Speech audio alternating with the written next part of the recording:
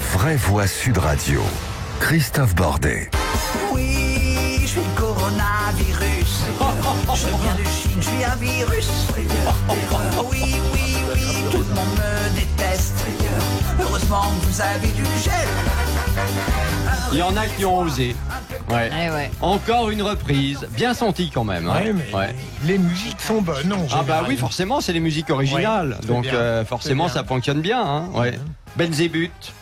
Ça vous rappelle des souvenirs, Belzébuth, vous? Bien sûr, vous êtes un peu Belzébuth. Je l'ai bien connu. Bah oui.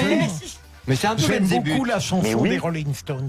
Laquelle? Sympathy for the Devil. Tu l'as pas là dans ton truc? J'adorerais voir Philippe danser sur les Stones. sur Je ne les sais pas Stones. danser, je ne dansais que des slows dans ma jeunesse. Ah bon? La romantique. On va qu'à nous mettre un slow alors, type comme ça. utilitaire, quoi. Utilitaire. C'est utilitaire un slow? Bah oui, c'est pas à vous que je vais apprendre ça. Pourquoi faire? Le nombre de conquêtes que vous avez faites en dansant. Ah, vous voulez dire pour emballer? Bah, à votre avis, c'était Vous pour étiez un tombeur. Ah oui, d'accord. Non, pas du tout. Non. Je rêvais de l'être en dansant un slow. Ah, Et voilà. que c'est beau. C'est pour toi, Philippe. Ça revient à la mode. Hein. Le slow. J'ai vu ça dans Ah bon? un village enfin, en France enfin. où on remet à la mode le slow. C'est pour toi, Nostalgique. Yael Mais aussi. Nadir, il faut attendre vers minuit. Vous 1 pourriez heure du inviter matin, Yael en à général. danser un petit peu, vous, Philippe, On peut là. pas se toucher, Non, mais vous je allez sais pas dire. danser, moi. Ah oui, c'est Mais pas un grave. En ce slow, moment, c'est pas le bah, moment. d'où le je me slow. mettrai Sympathy for the Devil. Bon, d'accord. On le mettra tout à l'heure pour vous, les Stones, Ça me bien ferait évidemment. plaisir. C'est vrai, il faut pas grand-chose pour être heureux à cet âge-là. Ben non. Je vous Imaginez rappelle... avant. Je vous rappelle, vraie voix spéciale coronavirus dans un instant. On répond à toutes vos questions sur la maladie avec nos spécialistes. C'est à partir de 18h, très exactement. Mais avant notre premier débat.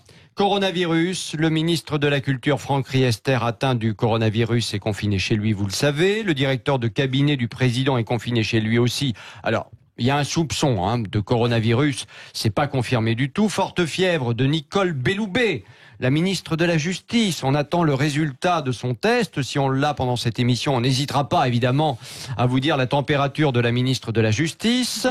Macron est-il assez protégé contre le coronavirus? C'est vrai, quand on voit l'entourage, là on se dit oh aïe, ça va être le tour du président dans peu de temps. 0826 300 300 et les réseaux sociaux, Trina. Eh bien, nos auditeurs votants estiment que Macron est assez protégé à hauteur de 80%. Et on a Jackie qui nous dit, très justement, je trouve, un virus ne fait pas la différence entre un président de la République et le citoyen lambda. Par contre, le suivi médical peut en faire une. Eh bien voilà. Sud Radio, les vraies voix. Le débat est ouvert. Et notre invité, c'est Bruno Cotresse, politologue au CEVIPOF. Bonsoir Bruno. Bonsoir. Tout va bien? Pas de température? Non, pour le moment, tout va bien. Pour le moment, tout va bien. Bon, c'est parfait. Alors dites-moi, tout d'abord, le président au SAMU, c'était ce matin, pour soutenir les personnels de santé. Son agenda a été allégé pour se consacrer complètement et pleinement au coronavirus. C'est de la com pour Macron uniquement, qu'il joue pleinement, ou bien alors il joue vraiment pleinement son rôle de président, à votre avis? Vous qui êtes un fin observateur de la vie politique. Chez un homme politique, il y a toujours un mélange des deux, de la sincérité, de l'engagement. Le président de la République, il est totalement dans son rôle. La Constitution lui confère ce rôle. Il est le pivot de nos institutions, le gardien du temple. Donc, il est bien dans son rôle. Il a nommé le Premier ministre qui lui est en charge de coordonner l'action du gouvernement sur cette crise sanitaire. Donc, il est totalement dans son rôle. Et puis évidemment, comme pour toute personnalité politique, et notamment Emmanuel Macron, la dimension de communication et d'image est toujours très présente. Oui. Il continue de dire pas de stade 3 généralisé, de mise sous cloche de la France comme c'est le cas pour l'Italie. Est-ce qu'à votre avis, le président politiquement fait le bon choix? Alors, je ne sais pas, c'est après qu'on pourra le dire, si la France a manqué de vigilance ou au contraire, si elle a été bien c'est trop bien tôt dans pour les vous, clous. là. Je pense que c'est un peu tôt. Je pense qu'il ne faut pas inquiéter nos auditeurs, que les autorités sont à la fois dans leur responsabilité. J'imagine pas qu'ils prennent des décisions à la légère. Après, il y a une dimension qui est à la fois à l'intersection, peut-être à la fois de la psychologie et puis de l'épidémiologie. Rassurer, encourager les gens à avoir des comportements de se laver les mains, ne pas se serrer les mains, ne pas se faire la bise. C'est aussi une manière de lutter contre l'épidémie. Donc je pense que si on doit passer au stade 3, tout le monde dit qu'on va y passer de manière absolument inéluctable. Ça. Oui, enfin là, par exemple, ça aujourd'hui, il n'a pas tenu ce discours-là. Hein. Il a dit certains foyers, certaines régions, oui, on ferme des écoles, etc. Mais pas question de mettre toute la France au même régime, quand même. Hein. C'est ce qu'il a dit. Deux dits renforcés. Mais en Ouais. même temps, Christophe, il est un peu angoissant, je trouve, lorsqu'il affirme qu'on est au tout début de l'épidémie. Voilà, et il a dit qu'on était au début de l'épidémie, alors qu'en Chine, elle se termine. C'est la C'est un peu deuxième. Donc c'est vrai que le chef de l'État le dit. Ouais. Et c'est vrai que... Il nous maintient dans une angoisse quand même par rapport à ça. Hein. Non, je crois que le meilleur antidote de l'angoisse, c'est l'information. La communication de l'information, ça sera encore pire si les autorités n'informaient pas très régulièrement. Et on voit quand même depuis 15 jours, 3 semaines, que le nouveau ministre de la Santé, il est monté sur le pont et qu'il est quand même là tous les jours dans une communication que je trouve, moi, plutôt assez carrée, assez rassurante. En tout cas, c'est la fonction des autorités de communiquer, d'expliquer et surtout pas d'entretenir l'idée qu'on cache des choses. Nadir Kaya, vous tourniez la tête dans tous les sens il y a quelques instants pour ceux qui nous regardent sur le Facebook Live. Alors moi je suis pas politologue, mais je me rappelle du début de cette histoire et notamment l'arrivée des rapatriés du côté de la caserne de Creil. Oui. Et là on a vu que dès le départ il y a eu un problème parce que entre les personnes qui sont arrivées du côté d'Istres, qui ont été confinées pendant 14 jours, là on a pris des précautions. On a mis apparemment tous les éléments et tous les moyens nécessaires pour s'occuper de cette partie-là. Mais l'autre partie est arrivée à Creil, on les a directement libérés, sans contrôle. Les militaires, eux aussi, n'ont pas pris de précautions. Et à partir de là, le foyer s'est développé. On n'a pas mis, je crois, 2-3 jours après, en quarantaine immédiatement les 5 civils qui avaient été tout de suite repérés comme des foyers potentiels. Moi, je pense qu'il y a eu un retard à l'allumage, ça a été dit. Là, on nous dit depuis une semaine de pas s'inquiéter, mais on parle exclusivement de ça, donc je vois pas comment on peut faire. On nous montre des images où des gens commencent à piller un petit peu partout les magasins pour les rayons de pâtes, voilà. Il y en a Donc, plus. Hein. D'un côté, on nous dit de nous calmer, de pas céder à la panique, et de l'autre côté, tout est fait pour paniquer. Donc moi je vois qu'au sein même des institutions et du gouvernement eux-mêmes sont touchés. Ce qui m'intéresserait, c'est peut-être de faire un parallèle avec la grippe. Quand on dit que la grippe est plus violente, touche plus de gens, c'est sûr qu'il faudra peut-être attendre la fin de l'épidémie pour faire une vraie comparaison. Mais je pense qu'il serait bien de faire régulièrement des comparaisons avec d'autres maladies. Et là, ça permettrait d'être moins inquiet. Le problème de ce coronavirus, la réalité sur ce coronavirus, c'est qu'on le connaît pas bien. On va en parler tout à l'heure dans notre spécial à partir de 18h. Mais même les médecins disent on connaît pas ce coronavirus, ou en tout cas on le connaît pas bien et c'est très compliqué. Oui, mais manifestement, et c'est là où je trouve que la com elle est un peu étrange, c'est qu'on ne nous dit pas assez aussi qu'il y a des personnes qui en guérissent. C'est vrai que la plupart sortent de l'hôpital et vont plutôt bien à la fin. C'est vrai. C'est vrai. Absolument. Je veux dire que les personnes âgées, les personnes qui sont déjà atteintes d'une maladie grave soient davantage vulnérables à ce virus, ça me semble logique, comme pour la grippe, normale, j'ai envie de dire. Et je trouve qu'on communique un peu trop sur, hélas, sur les décès qui sont liés. On est à 30 morts ce soir. Voilà, ce sont les derniers chiffres. Donc il faut évidemment communiquer en dessus, France. mais pas que sur ça, parce que effectivement, si on communique que sur ça, non, mais beaucoup de gens guérissent effectivement et sortent de l'hôpital. La difficulté, c'est que chacun voit ou met dans l'information ce qu'il a envie d'y voir ou ce qu'il peut y mettre. C'est vrai. Si vous allez sur les sites aujourd'hui des préfectures. Ouais. Vous verrez qu'il y a une communication qui est extrêmement à la fois transparente, précise, qui parle des taux de guérison, qui donne des chiffres. Sur la plupart, je l'ai fait aujourd'hui. Oui, c'est vrai. Hier, d'aller sur les sites des préfectures, vous verrez, vous avez une information qui est et les taux sont très élevés, les taux de guérison. Sérieuse et complète. Alors, pardon. Oui, allez-y. Non, je voulais dire, je suis frappé de voir à quel point la France, dans l'alternative qui est offerte, soit un traitement radical, soit un traitement pragmatique, ajusté, limité, par région, a choisi celui-là. Alors, est-ce qu'il sera efficace? Probablement. On en reparlera tout à l'heure. Je le disais, le ministre de la Culture, Franck Riester, atteint du coronavirus, est confiné chez lui. Il va bien, il travaille. Forte fièvre de Nicole Belloubet. On attend le résultat de son test, puisqu'elle a fait un test ce matin. Macron peut être contaminé comme tout le monde, finalement? Bruno. Ah bah oui. Comme tout le C'est monde. un président normal. Non mais là en plus il est entouré, on a l'impression, il y a son directeur de cabinet quand même, etc. qui, bon, là aussi il y a quand même des doutes. Non mais on a l'impression quand même que ce gouvernement pourrait avoir un problème, quoi. Je veux dire, avec beaucoup de gens qui se retrouveraient contraints de ne pas pouvoir aller travailler, etc. Le coronavirus, c'est pour l'égalité. Oui, voilà, c'est peut-être le seul d'ailleurs. En tout cas, les fonctions qu'ils exercent, leur mode de vie, au contact, en se déplaçant beaucoup, les expose. Oui, bien sûr, les expose. Pour le moment, le phénomène est relativement circonscrit quand même en termes de nombre de ministres. On est à 2 ministres. Si Belloubet s'est confirmé, ça sera effectivement 2 avec Riester. Sans oublier les députés. Et puis les députés. Quelques députés, mais les députés, c'est combien? Il y en a 5. 5 sur 577. Mais bon. Voilà, mais c'est vrai que... Mais alors, dites-moi, le président, pour être clair, comment il est surveillé au niveau santé? Racontez-nous. Il a un médecin personnel. Évidemment. On lui prend la température 2 fois par jour. Racontez-nous. Je ne sais pas si c'est 2 fois par jour. En tout cas, il fait l'objet d'une surveillance et d'un contrôle médical très renforcé sans doute aujourd'hui. Il y a un cordon sanitaire un peu autour de lui. Il fera pas la queue à l'hôpital. Ça, c'est il y a un médecin qui expliquait ce matin. On pourrait faire comme tout le monde quand même, merde. Il y a un médecin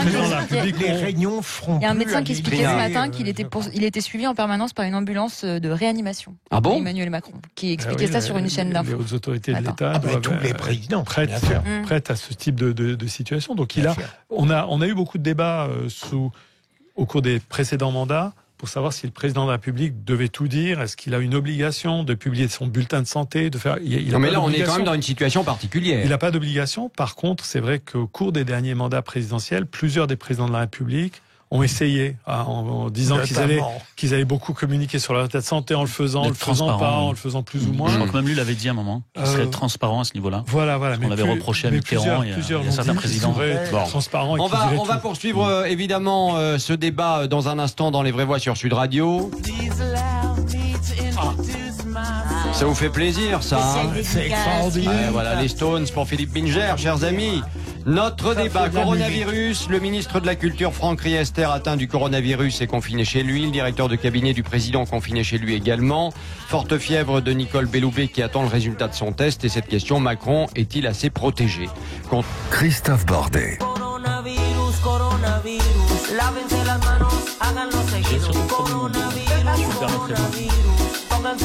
Vas-y, bouge ton corps, Yael. Coronavirus. Il vaut mieux en rire qu'en pleurer, hein, moi je vous le dis, parce que vu la situation, sérieusement, quand même, il faut le rappeler. 30 morts ce soir, c'est quand même pas rien, bien évidemment. Oui, non mais d'accord, mais bon, on peut pas s'en réjouir. Là, on commence à prendre des habitudes qu'on fait pas pour la grippe. On peut pas s'en réjouir. Faire attention. Non, mais c'est vrai, vous avez raison. Je pense qu'à la fin, il y aura nettement moins de morts que on l'espère. On l'espère. Non, mais le problème, il est tout simple et on en parlera tout à l'heure. C'est ce que je disais, c'est qu'on ne connaît pas bien ce virus et que tant qu'on n'a pas tous les éléments et qu'on n'a pas trouvé un vaccin et qu'on n'est pas rassuré, forcément, ça fonctionnera comme ça. Inévitablement, c'est tout. La grippe, on sait déjà. Donc, même si effectivement il y a des victimes et ainsi de suite, on sait qu'on peut lutter contre la grippe. Et là, on a du mal et on ne sait pas trop comment s'y prendre. C'est quand même problématique. Hein. Globalement, ceux qui sont hospitalisés ressortent vivants. C'est vrai, c'est vrai. La plupart, ils sont soignés quand même, effectivement. On va en parler tout à l'heure, mais avant, les vraies voix sur Sud Radio avec ce débat coronavirus. Le ministre de la Culture, Franck Riester, atteint du coronavirus et confiné chez lui. Forte fièvre, je le disais, de Nicole Belloubet et on attend le résultat de son test pour savoir si la ministre de la Justice, elle aussi, est victime du coronavirus. Avec cette question, Macron est-il assez protégé contre la maladie? 0826 300 300 et les réseaux sociaux. Trina. Et les auditeurs votants pensent que oui, puisque c'est 80%, donc c'est quand même assez unanime. Toujours avec nous, l'ami Bruno Cotresse, politologue au CEVIPOF. Merci beaucoup d'être là. Je vais vous donner la parole dans un instant, mais je voulais donner la parole à Yael parce qu'elle s'est beaucoup intéressée à la manière dont le président s'organisait, comment on s'occupait de lui en ce moment, etc. Et visiblement, on peut dire qu'il a fait un peu le ménage autour de lui, ou on l'a incité à le faire. Oui, mais j'ai vu ça. J'ai vu qu'il y avait même un communiqué qui avait été sorti par rapport à la sécurité de Macron. Alors qui dit quoi ce communiqué? Alors il dit que sa sécurité est renforcée en limitant visites et réunions et qu'une attention est portée aux objets qu'il touche comme stylo, bloc ou dossier. En même temps, il n'a jamais transformé un quelconque objet en or, donc c'est pas très grave. Voilà, et globalement... Les réunions qui ne se font plus dans son bureau, habituellement, il reçoit des personnes dans son bureau. Là, apparemment, c'est dans d'autres pièces. Ah oui, Clément, il reçoit plus personne dans son bureau. Là. À part ses très proches collaborateurs, mais sinon, les personnes un peu plus extérieures ne sont pas reçues dans le bureau du président. Et Brigitte? Non, on ne sait pas, Brigitte. Brigitte, on ne sait pas. Bon. On sait que un espace est maintenu autour de lui. Elle est en quarantaine, là?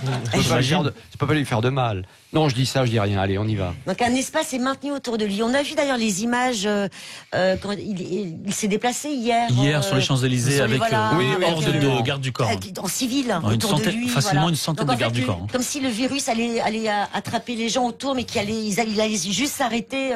Enfin, faut pas qu'il y ait un garde du corps qui ait le virus sans le savoir, parce que s'il postillonne sur le président et qu'il le touche, bonsoir. Après, bon, cela ne nous regarde pas. Maintenant. Oui, d'accord. Les autres sont un peu plus respectueux. Ouais. Bon, tout ça est très intéressant, évidemment, Bruno Cotresse. Si jamais il est empêché parce que la maladie, qui prend la main? Nos institutions prévoient, je crois que c'est l'article 7 de la Constitution française, qui prévoit qu'en cas d'empêchement du président de la République, cet empêchement pourrait être physique, pourrait être mental, c'est le président du Sénat qui s'y colle. Aujourd'hui, c'est Gérard Larcher. Mais il faut quand même, il y a un dispositif. Et si Larcher tombe malade, on doit avoir un autre dispositif à mettre en route. Mais déjà, pour que celui-ci soit mis en route, il faut que le Premier ministre et le gouvernement sollicitent le Conseil constitutionnel, qu'ils vont saisir du sentiment qu'ils ont que le président n'est plus en état d'exercer ses fonctions. Le Conseil, les grands sages du Conseil constitutionnel se réunissent et vont décider à la majorité si le président de la République doit ou pas être remplacé par le président du Sénat. Il peut, une expertise médicale est demandée à ce moment-là. Donc les textes prévoient, mais évidemment, pour que ça soit mis en œuvre, il faut un empêchement du président de la République particulièrement grave, parce que l'on touche au sommet de l'État, au numéro 1 du sommet de l'État. Il faudrait qu'il soit au lit avec une forte fièvre, qu'il ait plus sa raison. S'il était... Mais c'est vrai même dans le cas où l'empêchement ne résulte pas d'une élection. Un empêchement qui sera provisoire, forcément. C'est provisoire, voilà. Si même le président... là, c'est le président du Sénat qui le remplace. Voilà, c'est le président du Sénat qui le remplace, même en cas d'empêchement provisoire. Parce que moi, j'avais lu un autre scénario ce week-end. Enfin, il y avait deux scénarios qui s'affrontaient.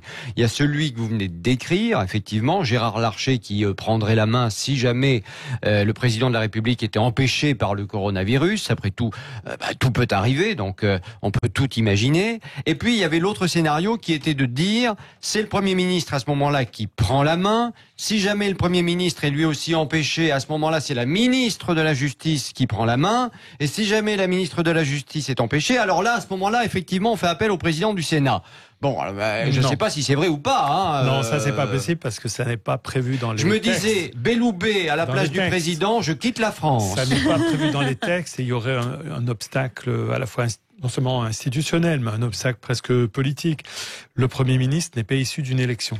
Il a été nommé par le président de la République. Donc le pivot quand même du système démocratique, c'est que celui qui est en charge de la fonction la plus haute, la fonction suprême, il est quand même issu d'un mécanisme d'élection. Le président du Sénat, il est élu par ses pairs, les sénateurs, qui eux-mêmes ont été élus au suffrage universel indirect. Donc il y a quand même un mécanisme d'élection. On prend le président du Sénat parce que dans une démocratie parlementaire, la deuxième chambre parlementaire, elle est réputée pour incarner plus quelque chose qui est moins partisan, alors que le président du Sénat, lui, c'est l'incarnation de la majorité des députés à l'Assemblée nationale. Le président de l'Assemblée nationale a une image peut-être plus politique, plus partisane.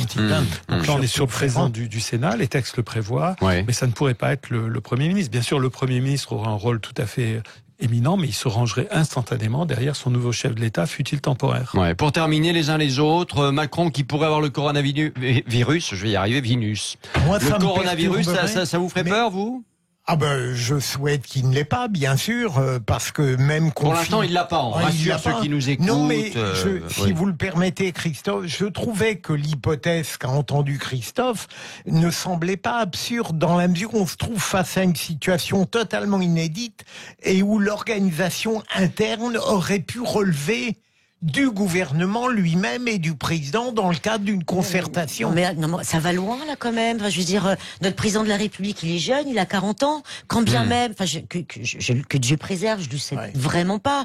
Mais quand bien même il sera atteint de ce virus, bah il passera. En quatorzaine. Voilà, oui, en quatorzaine comme Riester.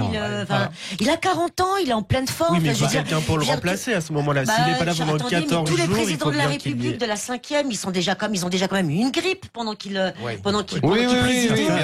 On a même eu un président qui avait un cancer. Voilà, ils ont été à l'hôpital, enfin, ils ont eu des interventions. Enfin, on n'était pas dans cette hystérie. Enfin, je veux dire, faut redescendre. On aurait l'air ridicule un peu quand même si le président avait le coronavirus. Oui, un peu. En plus. Oui, c'est vrai. Moi, je me pleura peut-être alors qu'il disait que c'était de la blague. Hein. Peut-être. Allez, en tout cas, merci d'avoir participé évidemment à ce débat et d'avoir éclairé un peu notre lanterne. La fin de notre débat. La France a peur. Macron est-il assez protégé contre le coronavirus quand on voit l'entourage qui tombe malade, comme le ministre de la Culture par exemple? 0826 300 300 et surtout les réseaux sociaux. Trina, et c'est le résultat. Sans surprise, le oui qui l'emporte à 80%.